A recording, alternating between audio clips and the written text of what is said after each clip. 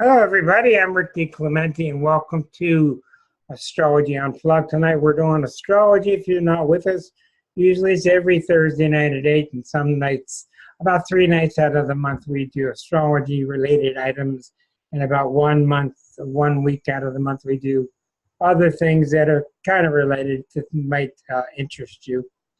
Tonight, I had a feeling that it's always good to go back to your beginnings. It's always good to go back to your roots. I was looking through my notes and some of my newsletters, and if you would like, tonight's lecture is found. You can find what I'm going to talk about tonight on this article that I wrote several years ago. That's the exact URL to get it, and it's about what happens when your sun sign is weak, what happens if the sun is strong, what happens if your Jupiter is weak, what happens if your Jupiter is average, what happens if your Jupiter is too strong. So we're going to do 3 looks at each planet to give you an idea when you're translating a chart, what happens if a planet's too strong, too weak, or just straight, like the 3 bears. Okay, so there's the article. I'll be posting this later also, if you'd like to have it on paper, print it out. Hello, Susan. Hi, so we're going to get started tonight, and I'm going to talk about how the planets, each one's so different. It's an art in itself to understand why a planet is strong or weak. That just takes time. It just takes time, and there we got a dog and a cat. Okay, it just takes time to learn what a weak planet is, what a strong planet is. But it helps you to understand these different sides, these different archetypal sides of a planet, because then you can see that they all spring forth from the same source. So when the sun in a chart is healthy, doesn't mean the sun in a sign. When the sun itself is healthy, it means the personality is usually the ego, the self, the conscious mind. The sun is very hard to talk about. It's your expression. It's hard to talk about because it's so much you. And since it's the ruler of Leo, you'll keep that in mind while we're discussing the sun. When your sun is in a healthy position, you have, now this is barring, the rest of the chart is normal. We're talking about just one planet at a time. Other planets can mess things up, but we're looking at one paintbrush at a time tonight. When the sun is strong, when the sun is healthy, you have a strong sense of self. You don't doubt yourself much. You can express yourself. You're rather stable. You are the last one to put yourself down. You don't have to be arrogant about it, but you have a strong sense of self-worth and strong centeredness. When your sun is weak, barring the rest of the chart, you doubt yourself. You might even speak slowly. You might even speak in a whisper. Nobody wants to hear me. It's usually the biggest problem in astrology goes back to low self-worth. And a troubled sun can really lead to that. So the sun, maybe in growing up, you weren't heard. Nobody wanted to hear you. You couldn't express yourself. It took a lot of urging, a lot of work. There can be many, many reasons, but the sun is like a dim light bulb. You don't really reach out. You hope to stay safe and not take chances. When the sun is too strong, then you're very dramatic and the hands are moving, and you can picture a Leo who is out of control and it's me, and you might even be president one day. How's that? You know, you got the best words and you got the best people, and that's when your sun is too strong. And when the sun is strong, you burn. You burn other people. And you burn yourself, and people don't like to be around your fire. In general, this is a truth for all 3 fire signs. When the fire signs are strong, they have very strong egos. They're never wrong. They're very overconfident. And the opposite. This is not, well, generally, Susan, people talk with their hands, yeah, generally have a strong sun sign, but it can come from a strong Venus. It can come from other planets also. So it's really the sense of self. Now, it'll get a little easier to understand this as we go further. The moon. The moon is next. And the moon is very difficult to talk about. It will take you years and years and years to get a handle on the moon, because the moon is your emotions. It's the most unreasonable part of you. It is your sense of feeling and belonging and your sense of nourishing and being nourished. A healthy moon is really, really critical. And I find that when you do chart comparisons, that's the most powerful thing to look at, is how does your chart relate to the other person's moon? Because the moon is how you feel when somebody's with you. How you feel. Do you feel naturally comfortable? That's a healthy moon. A healthy moon has feelings that express themselves. A healthy moon gets angry now and then and express themselves. A healthy moon is not usually too angry. It's usually pretty even Steven. When you have a weak moon, you get trampled on all the time, and you feel the number one thing about the moon is you feel that you're going to be abandoned, and perhaps you were abandoned, and it could be the slightest little thing that could throw you off. Matter of fact, I study a lot of killers and a lot of criminals, etc., and one of the most common things that you will see in a criminal's chart is a real messed up moon, because it's not the moment when they're 25 and they commit the crime. It's all those 25 years building up to it. And the moon's messages are very fearful. Hello, Susan and Suzanne. The moon, it can be feeling sorry for yourself and wallowing, and somebody's going to screw me, and somebody's out to get me. And you just have a very weak sense of self. And if your sun and moon are both weak, then you really got trouble. You really have to work hard to get up to speed. If your moon is too strong, then everything is a drama. And everything, oh my God, and I went into the elevator, and oh my God, and this guy, he looked at me, and oh. And you've seen people like this, you've heard them, where the feelings are so important. And it's funny how David Hawkins talked about it before he died. He made a video, and he talked about how people feel. He says, I don't care how you feel. You feel how you feel. Don't bother me how you feel. So it's very much somebody they're taking you've seen it before, their feelings become a wet blanket that they toss on you. And you can't get it off of you. You can feel it.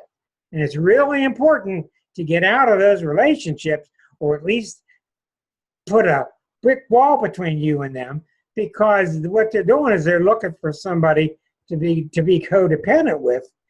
And codependency, as you know, is probably one of the biggest problems in astrology. So you want a healthy moon, and when you see people, look closely. When you see people with sun trine moon, it's unbelievably strong. I've seen people with sun trine to the moon, and they'll get banged on and have this happen and this happen and this happen, and you just can't knock them out. You can't knock them out because their conscious mind, their unconscious mind are in perfect harmony. And it's real easy to look at that and take it lightly. So the sun, what degree orb? I use 9 in general. Yeah, I'm not saying that's right. I use 9 in general. And some people with the lights, the sun and moon, they will use 10.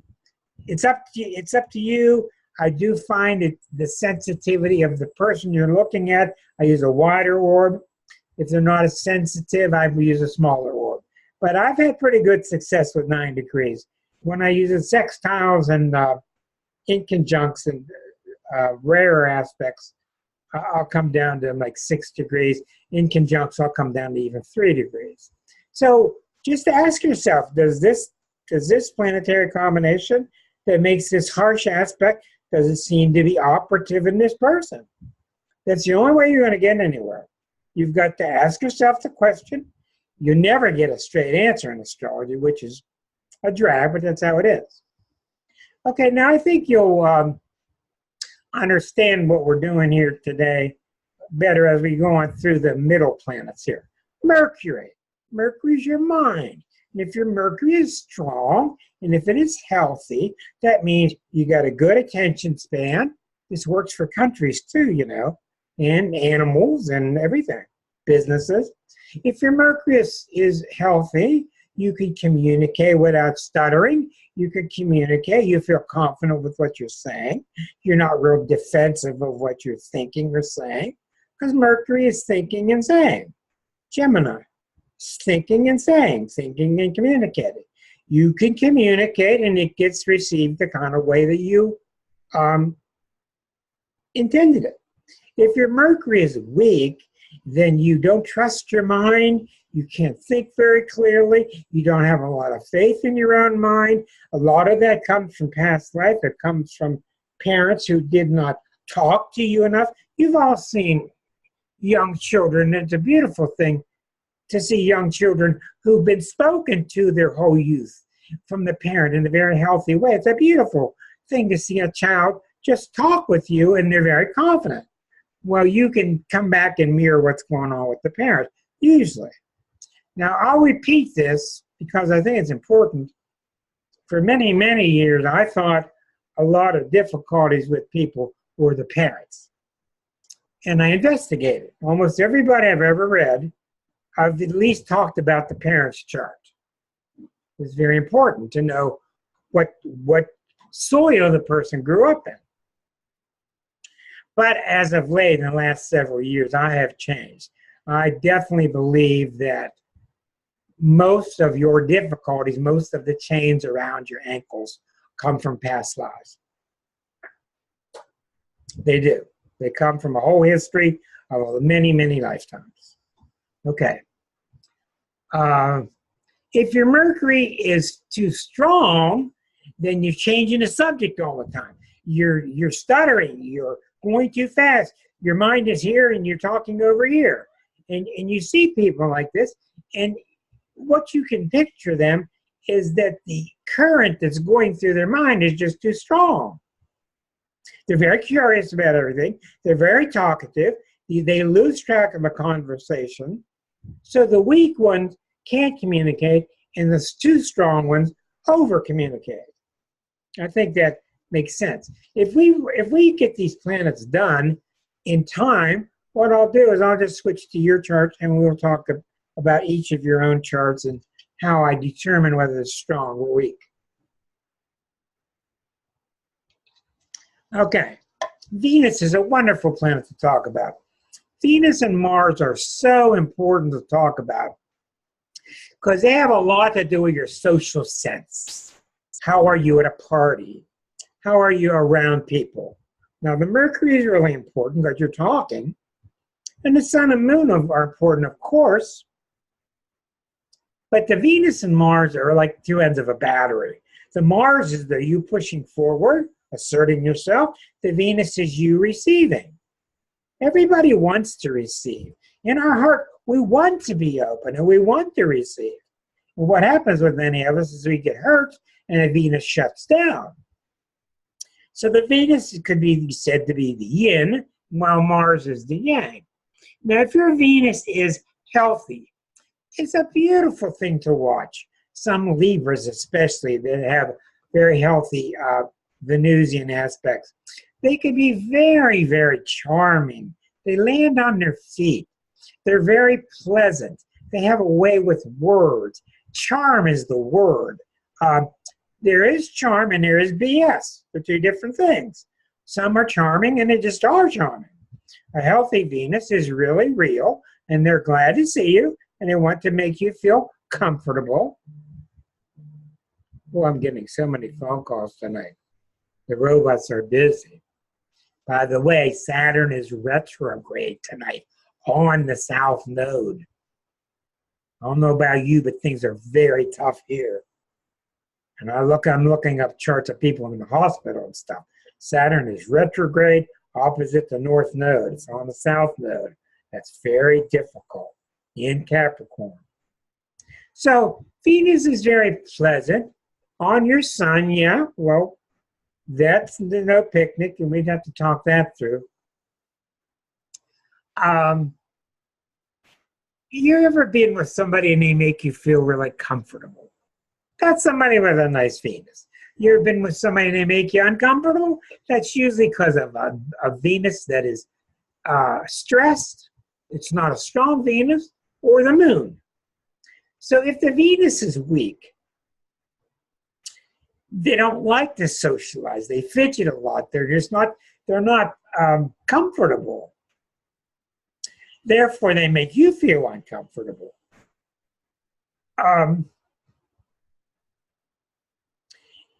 Everybody wants to be loved, but a lot of people act like they can't handle it, so they'll purposely do things to push you away. That's very indicative of a weak Venus, pushing you away or doing things to not have to deal with the social situation. I have trouble with allowing you in. Like I've said before with so many people, I have tons of people that have Venus-Saturn. You would not believe the Venus-Saturn conjunction, the opposition, or the square. I have so many, I can't even mathematically believe it. It's so common. And what I think that means, and I go back to a metaphor that I use. It's like, okay, Marcia, you're invited into my house. You can come in the foyer. I'm going to give you a cup of tea and a biscuit, but you ain't getting in the house. Okay? That's somebody with a problematic Venus. I can't let you in. I'll let you in the foyer, get you out of the rain, but I'm not getting into the house. Because trust is probably the #1 problem in astrology. And you want to look around the world right now. I've been doing a lot of thinking about what's going on with the world right now. And absolutely, there's no doubt after many years of study, what the problem now is Pluto is square to Eris. That's the problem. Well, that's for another show. We'll talk about that more. But the real problem in the world is people not letting others in. I don't trust you Palestinians. I don't trust you Jews. We keep you out. We project how bad your group's bad, my group's real good. I'm in the right club, you're in the wrong club, so you war about it. If you look at all the conflicts, it's about that. And if you listen to people traveling, almost everybody that travels goes to all these countries, comes back, tells you how wonderful the people were. People are good, but people have trouble, and that's the Venusian part. When your Venus is too strong, what you get is the saccharine. Okay? Oh, how are you? Come on in. You know, it's just sugary sweet. And it's not real, and it's smoothed over, and they're shaking your hands while they're looking past you. Hi, how are you doing? Looking around to see if somebody better came into the party. How are you? So that's a Venus that's also weak, but it's weak by being too strong. Venus is really important, and you can learn a lot about your Venus by looking at the people that you have drawn to yourself in your life. Marcia, you and I have Venus in Scorpio, so that's the passionate placement for Venus, which means if there's no passion, you're not interested. It kills you if there's no passion in it. For two Capricorns, it's kind of strange. Mars is really important too, because when somebody's stepping on your foot, you need to say, ow, get off my foot. And if you're weak, and let's start with the healthy Mars.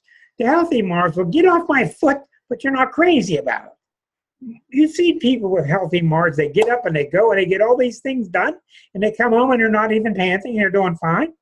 A good, healthy Mars. They're strong. They're out there doing things. Mars is your ability to get stuff done.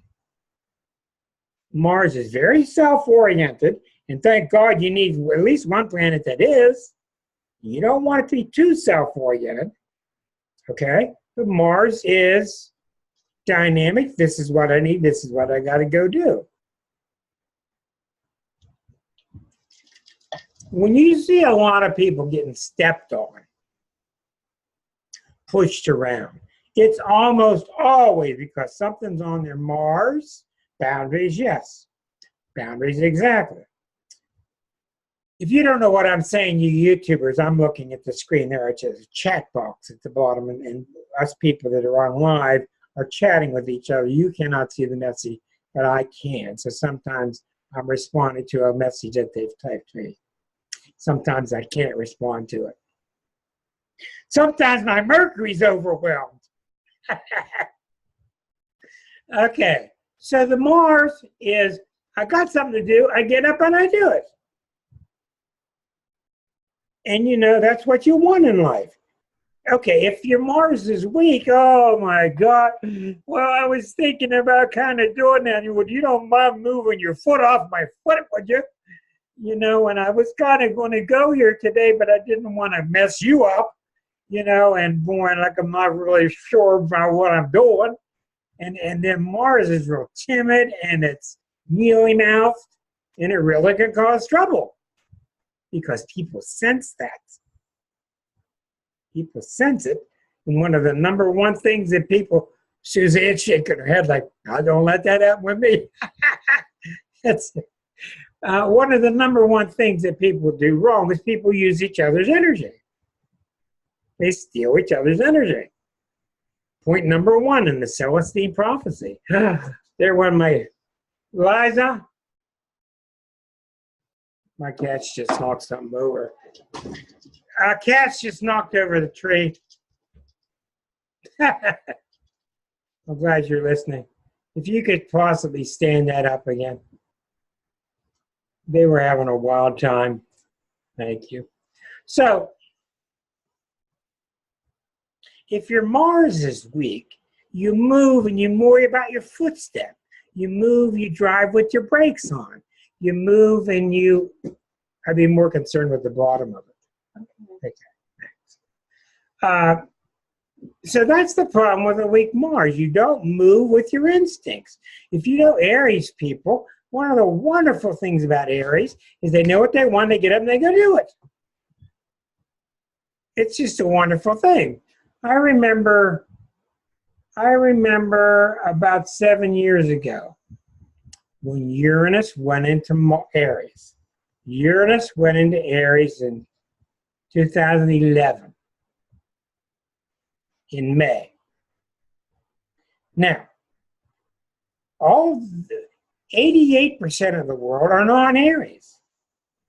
12% are Aries. No, that's not right. 8%. 8% are Aries and 92% are not. But when Uranus went into Aries, all of a sudden everybody that's talking to you became sure of themselves. You know, people were up until that point, they'd say, oh, I'd like to do this, you know, but what do you think? I'm not sure. What do you think about that? You know, people are uncertain. Well, when Uranus entered Aries, that's a global. That's for everybody. And I started noticing all around me, people were just saying, I'm going to do this. I've always wanted to do this. I'm going to go do it. So that's what a healthy Mars is about. The Aries people don't understand because they have it all the time. They get used to it. Okay, a too strong Mars is very, you know, you sense that real easy. It's the bull in the china shop.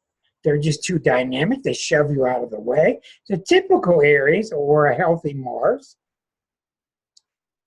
doesn't like obstacles. Please move aside. But they're not going to shove you out of the way. They're not ignorant. They're still really nice people. Aries people can be lovely. But when the Mars is too strong, they're very pushy. Pushy, pushy, pushy. You remember the picture of Trump when he was with all the officials in Europe and he pushed the guy to the side and stepped in front of him? That was the Mars in Leo. His Mars is in Leo on the ascendant. Domineering, yes. Yes. Well, it shows what's inside. He doesn't have any patience for you. Get out of my way. So Mars being too strong is a dangerous placement because you're pissing people off unconsciously. And people will remember it and they'll come back at you. And, you know, Mars that's too strong, people are constantly in fights. Constantly have an enemy. So you got the right idea. When you start thinking of Aries plus and minus, it's very similar to the plus and minus of Mars, because Mars is the ruling planet. Okay, as we go outer, they get more and more complex. Jupiter. Now we're in the mid-range planets. Remember, the 5 personal planets, Sun, Moon, Mercury, Venus, Mars. They're very personal. They move very fast. They map a lot about what your personality is. The middle 2 planets are very critical too, but they're very social. They're not really out there with higher concepts of life. They're more social with us getting along. They're not real personal. They're not transpersonal. They're right at the interpersonal level. Jupiter is that desire to reach out and gather people. Hey, come on in, we're having a nice time. Saturn is, well, while you're having a nice time, let's be careful here you don't break the vase. So it's more of a closed down, careful energy. But it's very misunderstood, Saturn, which I'll get to in a minute. Jupiter, I've written an article about this too. Jupiter is overrated and Saturn is underrated. Jupiter is called in old astrology, and still many astrologers, it's called the major benefic. The major benefic, with the minor benefic being Venus. In astrology, it's still, unfortunately to this day, this narrow type of thinking, Saturn is called the major malefic, and Mars is the minor malefic. Well, it's really, since we're adopting more and more archetypal thinking, that kind of thinking is going by the wayside. So Jupiter, when it's healthy, is a really nice planet because it makes the person kind of bubbly. All I can say about Jupiter is it makes you just a sense of well-being. You just feel good.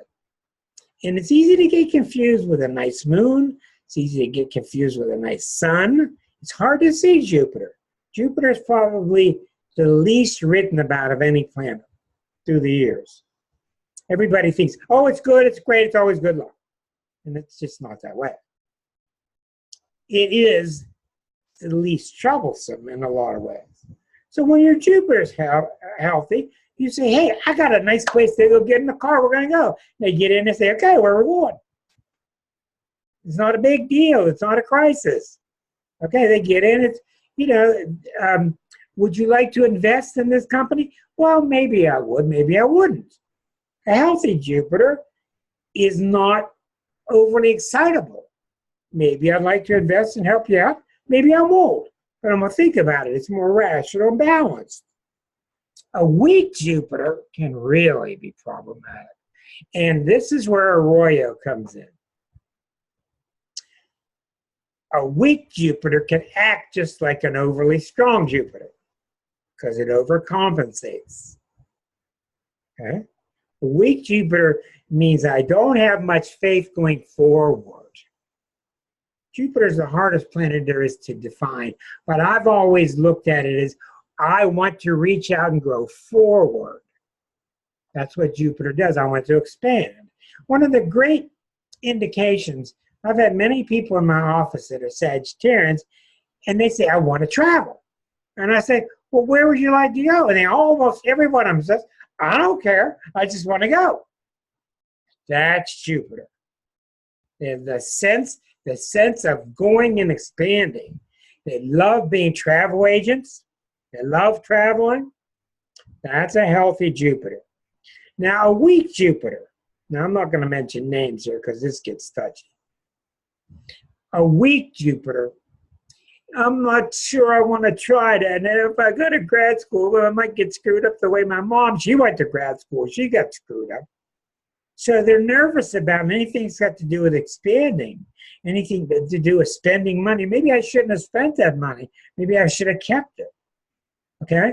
They're nervous about everything they do, whether they're on track or not. They don't have a healthy sense. Because a healthy sense of going forward is you're having a lot of respect for where you are, and you have a sense of what could happen, what's probably going to happen, but it's pretty well balanced. So weak Jupiter is somebody who may tell you my parents always put me down, my parents always stopped me, but it's most likely within your own self. It's a sense of not a lot of faith in yourself. Now, a too strong Jupiter can be really dangerous, in my opinion. It can be very troublesome. These are the ones that come up, well, you know what? While that forest fire is going on in the backyard, we still have time to come in and have a drink. Come on in. It'll be all right. You know, that's like slap you on the back. Come on in. Pittsburgh has 5 planets in Sagittarius. Okay, so Pittsburgh people are very much like this. Come on, let the thing burn. I can get a shot in the beer. Come on in. Slap you on the back. And they almost talk you into it, and you're looking out the window and the fire's getting bigger. Okay? This is the problem with too strong Jupiter. It's called BS. It's called BS. And it's almost always accompanied with a slap on the back with, come on, buddy. Come on, bud. That's really the gist of it. And you've ever seen or heard or watched movies about people who are constantly trying to get money so they can invest it. And boy, I'm going to get this new shoe shiner out there. And everybody in the world is going to go for it. And just give me some money. And you'll see, you won't make a fortune. You know, and just this constant urge, these get-rich-quick schemes. It's very Jovian. Jovian. Is the god that's behind Jupiter, Jove. So it's an overconfidence, a BS confidence. It's a confidence based upon, I don't want to look at what could go wrong. It's very much what you see with the president. Because the president has the sun in Gemini with the moon in Sagittarius. He's got the very strong Jupiter, Neptune, Chiron conjunction in Libra. It's a slap on the back. I got the best people. Oh, you wait to see. Oh, you're going to get tired of winning. You're going to win so much. There is a messed up Jupiter, and you can't listen to it. And look what happens when you do. Trump digs coal. All my friends in West Virginia think coal's coming back. I'm from West Virginia. So Jupiter can be really dangerous, and a lot of reason it's dangerous is because the person listening is like a normal person caught up in their own little fights. Everybody's got lots of fights in their own head. And it's real easy to cave into that Jupiter person. Hey, he slapped me on the back, said it's going to be okay. Okay, now they get really complex. You get into Saturn. I believe, and I've studied this a long time, I believe Saturn is very misunderstood. All the books talk about Saturn wants to constrict. Saturn wants to restrict. Never once in the morning do I get up and say, well, who can I go restrict today? Marshall doesn't do it. I'm a Capricorn. I was married to one. My dad was one. I know about Capricorn. That's a misunderstanding. It can be a symptom, yes. Saturn's difficulty comes from its power, like all planets. All planets' problems come from that flip side of the power. And the power of Saturn is very sober, and it wants things to work. Don't BS me. Why do you think it's the sign right after Sagittarius? I don't want to hear this stuff anymore. Last time I had to pay all the bills. Look what happened when Pluto left Sag and went into Capricorn, 2008. Look at the 15 years from 1995 to 2008, 13 years, when Pluto was going through Sag. Woohoo! What'd you get in the mail every day? 14 credit card applications, right? Remortgage your house, remortgage your house. Ooh, it'll work, don't worry. Then Pluto hit Capricorn. Boom! The economy crashed even a month before, in 2007. Because Capricorn is very real. Sag gets away with what it gets away with because a lot of it, it just shucks its responsibility. A lot of it. It just tosses it aside. Now, with a Capricorn, has a healthy Capricorn, all Capricorns have a strong sense of duty and responsibility. All of them. They got an innate and fatherly sense of duty and responsibility. I'll get the job done. I'll make sure the job gets done.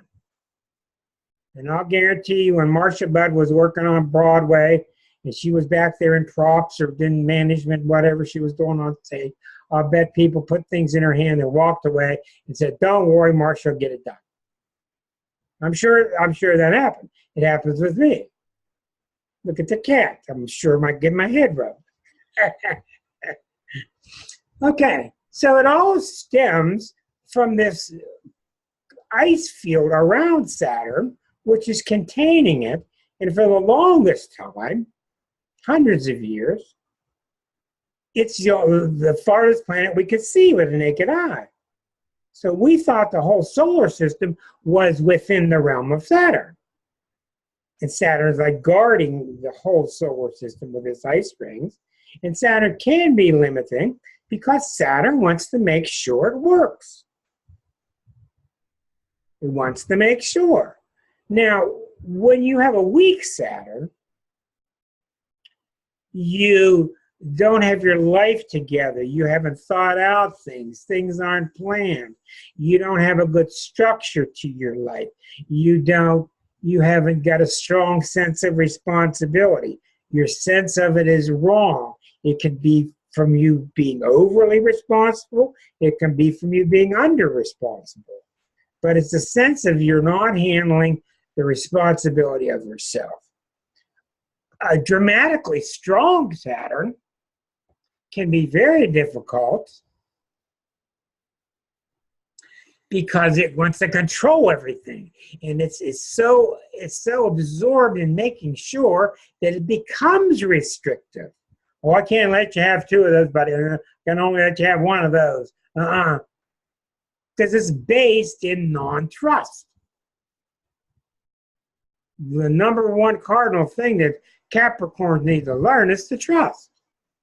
And it's not easy for Capricorns. So it's too controlling, it's limiting. That is all an extension of the Saturnian sense of, I'll get the job done. What is, Marcia, what's the name of the white cat? Cece. Fifi? Cece. Cece. And the black one? Well, there's 4 black ones. Never mind. Okay. All right. All right. So Saturn is really important. So you can see that the personality made of Sun, Moon, Mercury, Venus, Mars has a lot to do with the personality being shaped. When the personality goes out to socialize, it's got to be in balance with the Jupiter and the Saturn. The Jupiter is going out to meet people. The Saturn is integrating with them in a healthy fashion. Very important planets. Saturn is really, really, really important. It may be your most important planet in your chart. Maybe. Because who can say? But without it, you fall to pieces. You can't keep it together. You've all been there studying for a final in college and you're gripping your head like this and you just keep fighting to get it done. That's the Saturn in you. Because the Saturn has to make sure I got to make sure I pass. I got to get this done. That's where it comes from. Now, when we get to I'm not even going to go into Chiron or Eris because it's another story. The outer 3 planets are a great big deal. Uranus, Neptune, Pluto. When we're talking about a healthy Uranus, we're talking about somebody who's kind of clever. They think on their feet. They're quick. They're smart. Their mind assimilates. And one of the main powers of Aquarius and Uranus is the ability to realize the ramifications. That's what Aquarians are good at. If you got this and you got that, can't you see what that means? A lot of people can't. When you're Uranian, you can see it.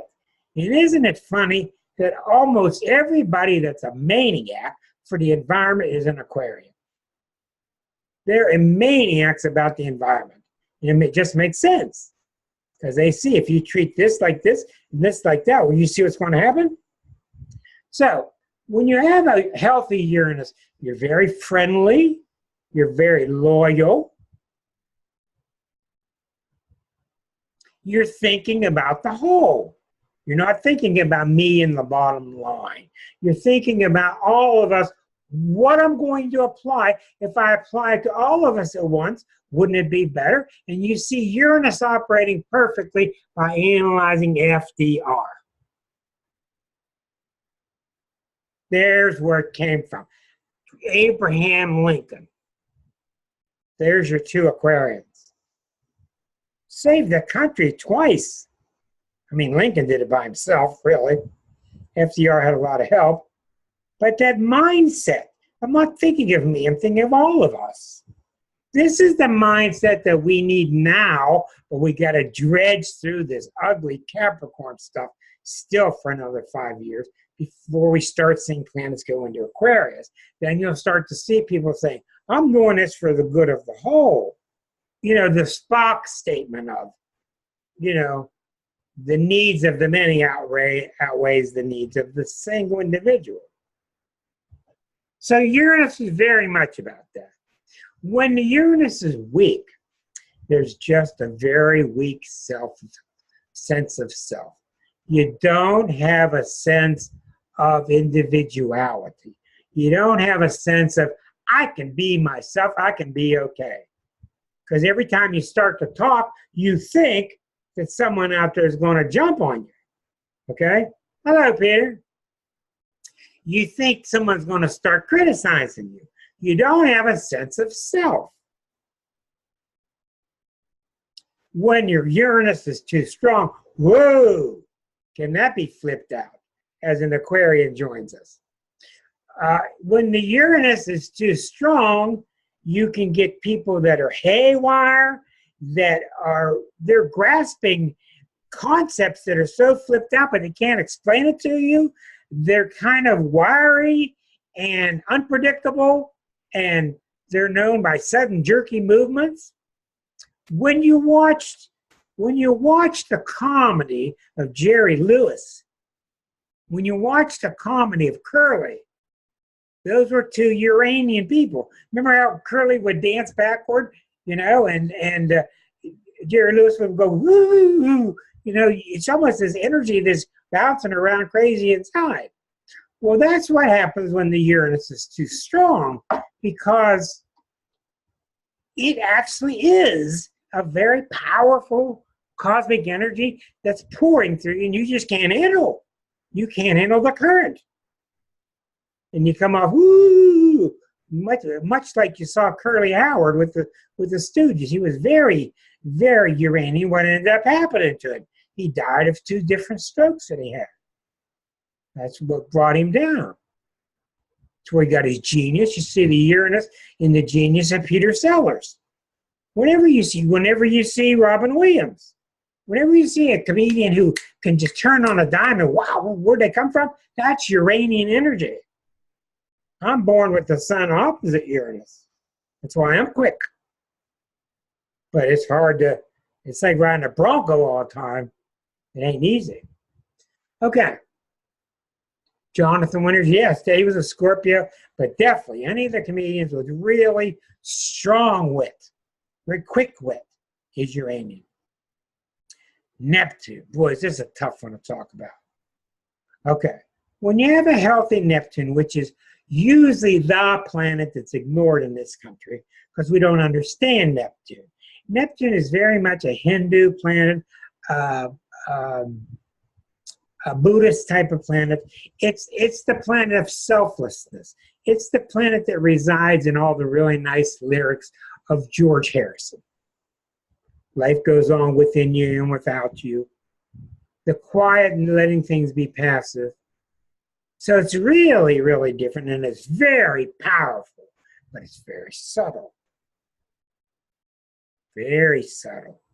quiet, but really powerful. Maybe the most powerful planet we have. But it's the part of us that wants to be selfless. Let's have this for the others. I don't need one tonight.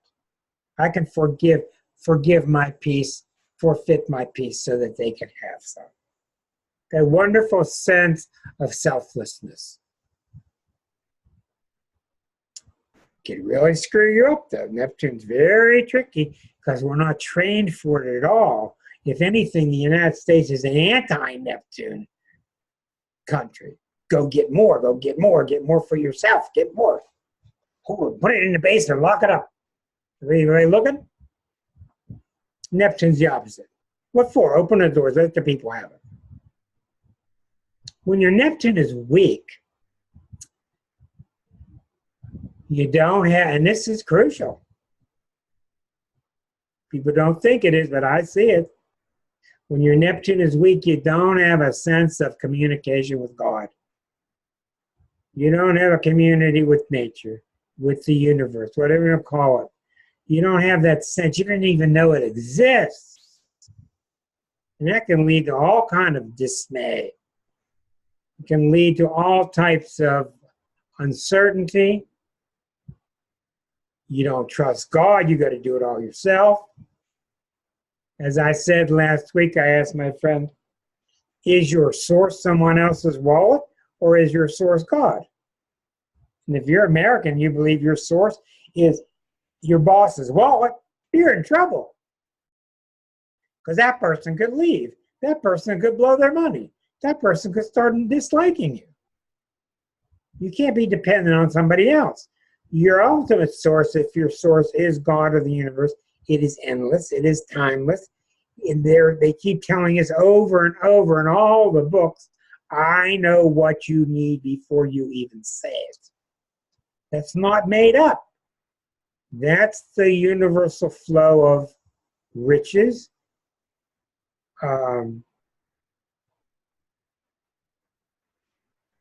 manna, God's grace.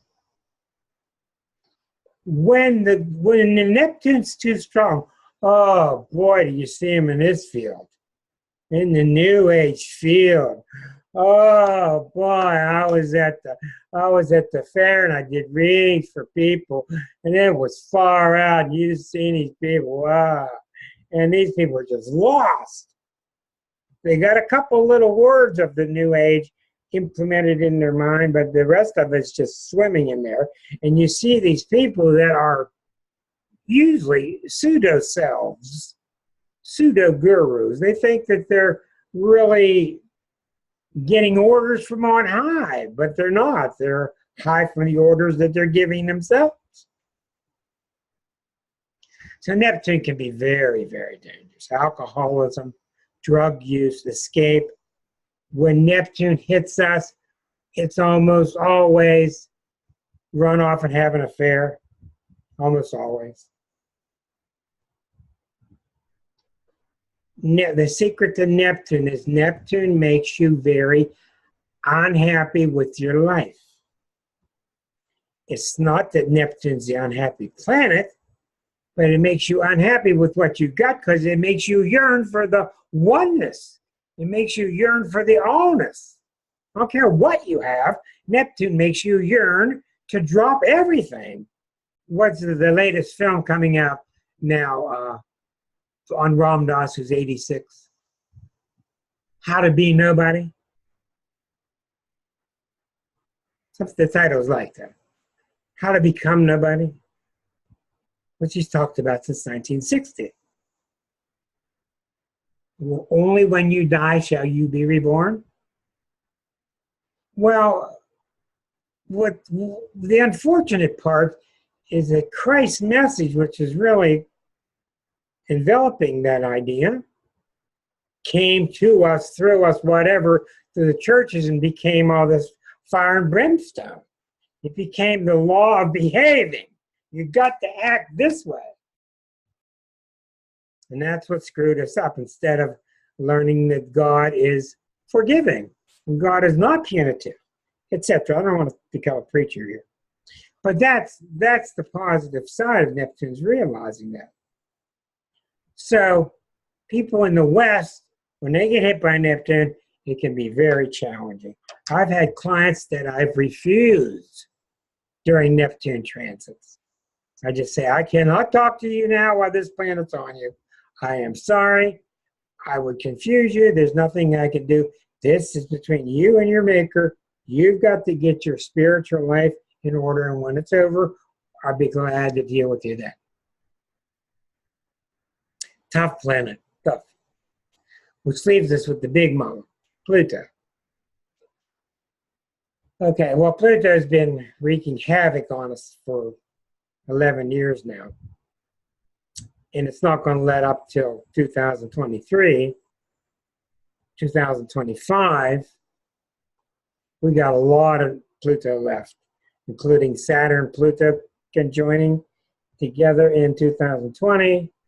In 2025, Pluto will have gone completely around the circle for the United States and return back to where it was in 1776. So when the Pluto return happens, we will be governing everything through the eyes of, is it healthy plutonically?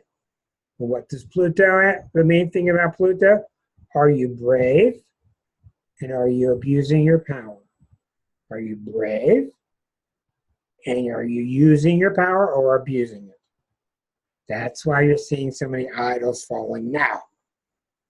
All these people abusing their power. Now what you're seeing, how about this one? What you're seeing now with this new Attorney General has 5 planets that are going to be hit by Neptune. He's got 5 planets that Neptune is starting to hit. If you don't think Neptune is pouring out of this guy's mouth with the double talk of the Gemini talking to you, and he's got all his natal planets here, and Neptune's all by itself. He's got a bucket pattern to Neptune. He's a great deceiver, in my opinion. So, when your Pluto is strong in your chart, you are tough, you're courageous, you're not fooling anyone. You're wrong, right? A lot of people believe him. Well, I hope to God you're right.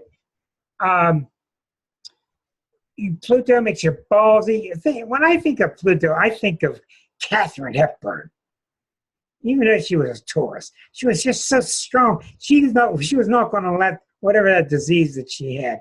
Nothing was going to stop her. Her willpower was so damn strong. Just power, pure power. She was a Taurus, but man, she had Pluto power. Imagine getting in her way. Imagine trying. So Pluto's very passionate. It's really got a bad reputation unfairly like Saturn. It's known as a deadly planet, which it is, but Pluto's only deadly after it's given you 750 warnings.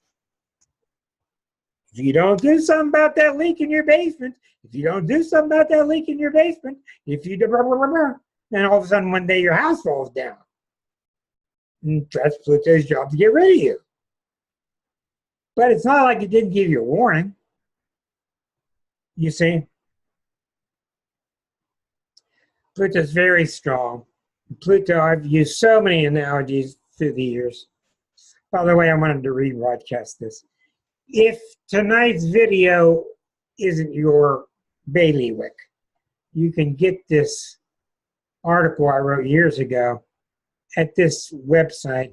This is my library of articles I've written. This is an article I wrote years ago with the plus and minus of each planet. So it's largely the same flavor of what you're hearing tonight. So if you are interested, you can go right to that and download it. It's several pages long. Okay. So Pluto is very much like the world's getting heavier. What you do is really matters. And I'm taking away your pony. Oh, but I want my pony. The world's getting heavier. The climate's in trouble. Your ass needs to be on a big horse. I don't want to be on a big horse. I want to be on my little pony. Your ass needs to be on the big horse, the thoroughbred. I don't want the big thoroughbred. There's the trouble. Okay? So at the same time that everybody's bad-mouthing the government, everybody's sitting back waiting for the government to solve everything. So Pluto's about stepping up. Stepping up. You see a lot of people are stepping up. And that's a wonderful thing. When you have a weak Pluto, you get stepped on, you get become a victim. It ain't pretty. You don't have power to summons when you're in trouble. Pluto has the ability to get the phoenix and rise again. It comes from passion. When you have a weak Pluto, you don't have a connection to your passion. Usually it's because you're taught that your passion is no good, or what I've really found is that religion has pounded it out of you. You're supposed to sit in the pew and shut up. You're supposed to sit in the pew and donate the money and not question anything. You got it? This is where it comes from. All of a sudden, the Notre Dame Cathedral's on fire. That ain't no quinky dinky. We want the cathedral to be rebuilt, yes, but we want the dogma to get off of us, because the dogma just represses us. When your Pluto's too strong, oh man, just get out of the room. You know that look Charles Bronson used to give you when he'd look right at you? There's the Scorpio look. Huh? The Scorpio look where you know they mean business. Just get it the hell out of the way. They just give you a look. It's because Pluto is very ice cold and it's very distant and it's watching all the other planets. And for a long time, it was the outermost planet before we found Eris, etc. So it was this cold planet way out in the distance, circling everybody. 256 years watching everything. And if you've ever seen a little Scorpio kid or a Scorpio animal, just stare at you, look right through you. I told this years ago. I had a female friend when I was about 30. Good friend. She had this dog, one of those dogs, silent types, doesn't bark, Basenji. And this dog was a Scorpio, and it was just a wonderful dog. And he and I got along so well. He was just beautiful. Well, she and I had this platonic friendship. She was Aquarian, and we had platonic friendship for several years, no problem. And one night, things went beyond platonic. And I walked her home, and that dog was in the corner. Honest to God. Nothing was even said. That dog was in the corner looking at me like, hey, what are you up to, buddy? And I had to call him over and say, look, it's the same old me.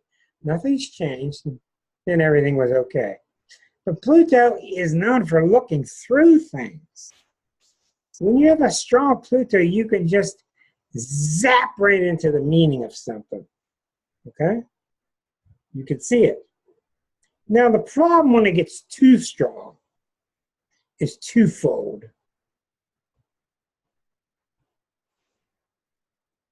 If you've been around Pluto types or Scorpio types, they don't understand that other people don't have their strength. And they can be very judgmental. And Pluto has no patience for weakness. No patience for weakness. In fact, when Pluto is really exaggerated, you ought to die. That's how they feel about it. Because that's what you're doing to evolution. You're not helping, get out of here. So Pluto,